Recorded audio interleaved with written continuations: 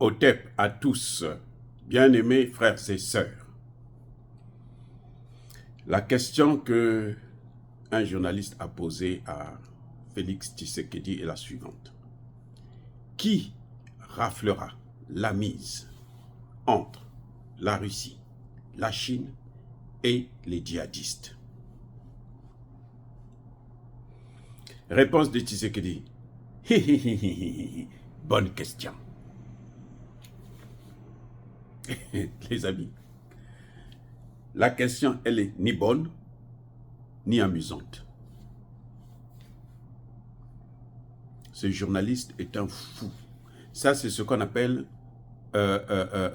des mauvaises questions. Celui qui a dit qu'il n'y a pas de mauvaises questions, là, est un menteur. C'est un ignorant.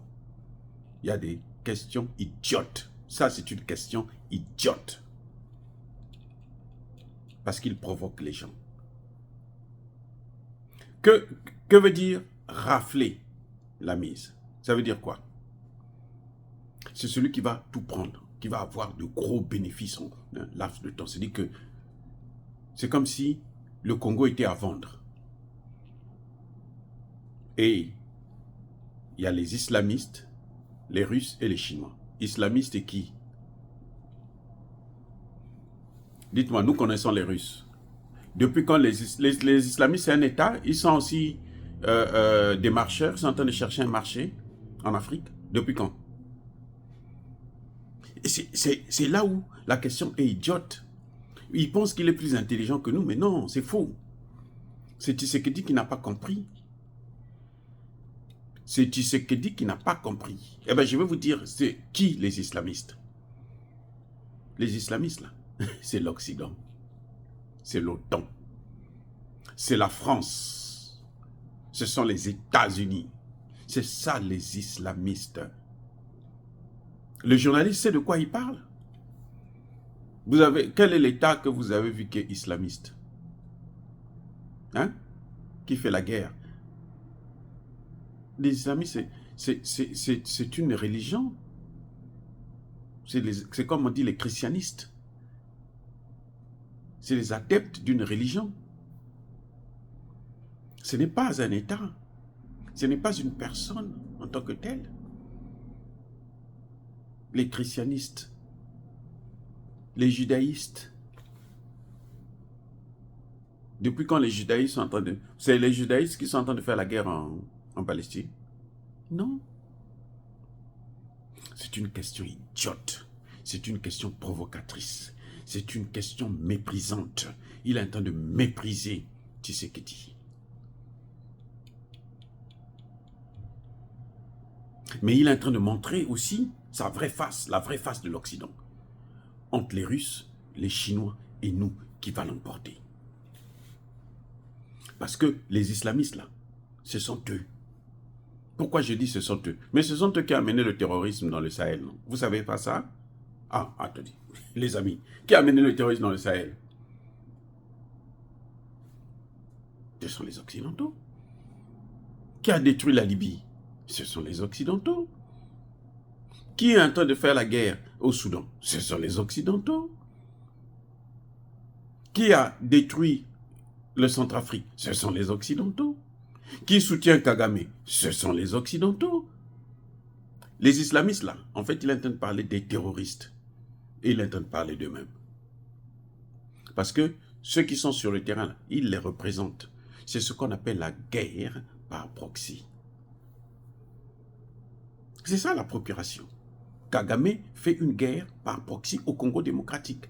Mais en fait, le Congo démocratique est en train de combattre l'OTAN. Que ce soit bien clair. Nous sommes en train de combattre l'OTAN en Afrique, là. Nous sommes en guerre contre l'OTAN. Le journaliste le dit très bien. Qui? Les islamistes. Quand on fait des appels d'offres, là, lesquels qui viennent? Vous avez déjà vu des islamistes venir répondre à un appel d'offres? C'est pas eux? C'est pas les Russes, c'est pas les Chinois? Donc comment vous allez mettre les Russes, les Chinois et vous parlez des islamistes? C'est qu'ils sont, eux, ils sont représentés par les islamistes. Donc il veut dire, est-ce que vous croyez que vous allez gagner cette guerre est-ce que Kagame ne va pas l'emporter? Ils sont tous des étrangers. Kagame n'est pas congolais. Il n'y a pas de Hutu congolais, il n'y a pas de Tutsi congolais. Il n'y a que des Congolais. Les Hutus là, c'est au Rwanda et au Burundi. Les Tutsis, c'est au Rwanda et au Burundi. Au Congo là, il n'y en a pas. Ils sont venus, on les reçoit comme on reçoit tout le monde. Mais quand ils parlent des islamistes, en fait, ils veulent parler du M23, de Paul Kagame, de l'armée rwandaise et autres. Entre la Russie, la Chine, l'armée rwandaise, qui va l'emporter? C'est ça la vraie question. Sans le savoir, Tshisekedi a bien répondu.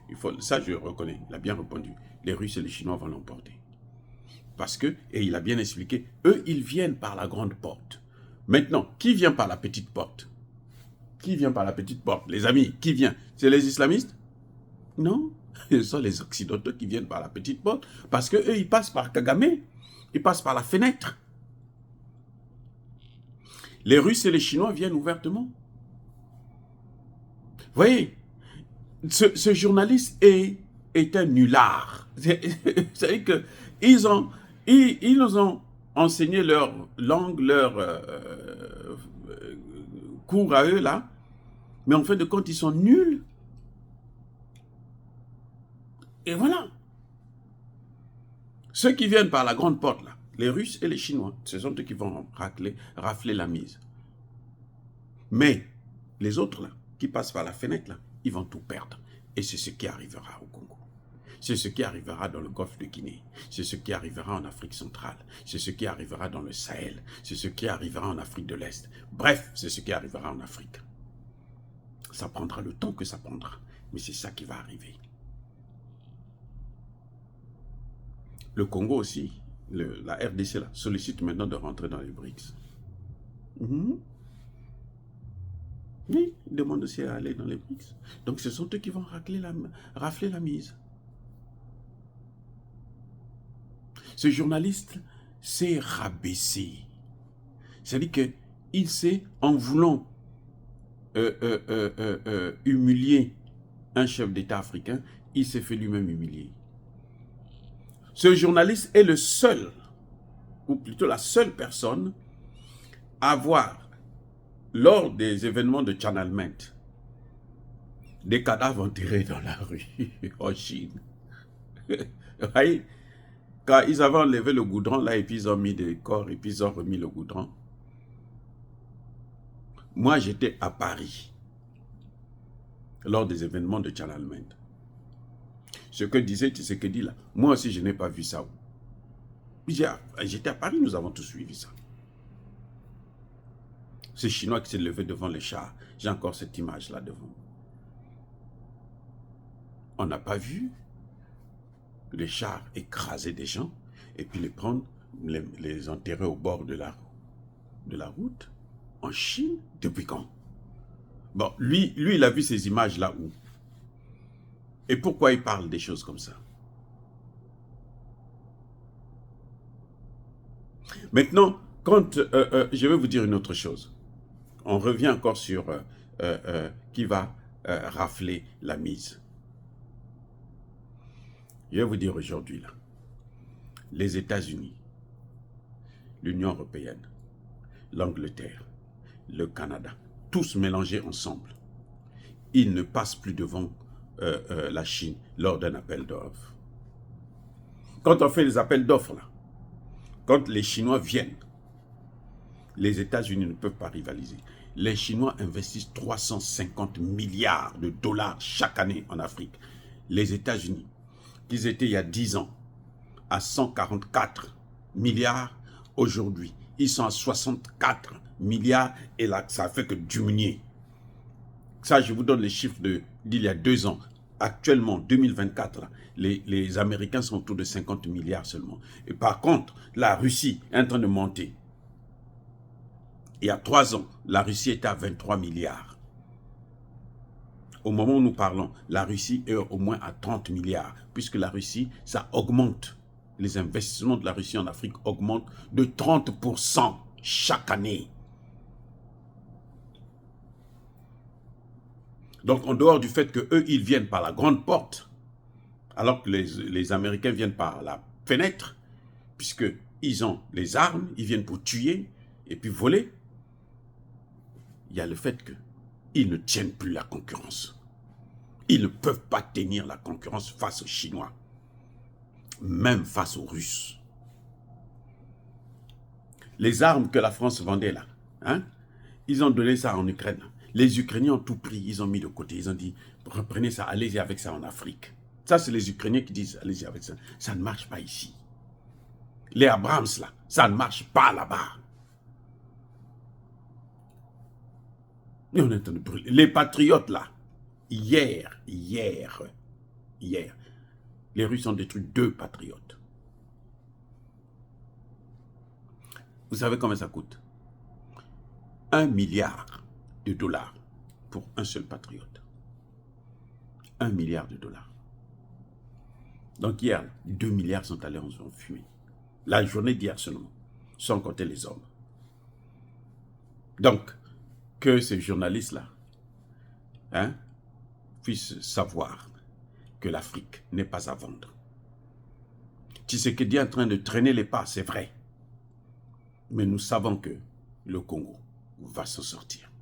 Le Congo gagnera. Parce que le Congo est du côté de la justice. Le Congo a trop perdu des gens. 18 millions de morts, ça suffit. Maintenant, nous allons l'emporter. Il a voulu se moquer de notre président. Même si je le critique parfois, je sais que c'est notre président et je le soutiens face à ces rapaces, ces voyous, ces imbéciles, ces idiots. J'ai dit et j'assume. Alors les gars, soyez bénis, abondamment bénis par le Dieu de Kémété, par nos ancêtres angélisés. Vive l'Afrique éternelle.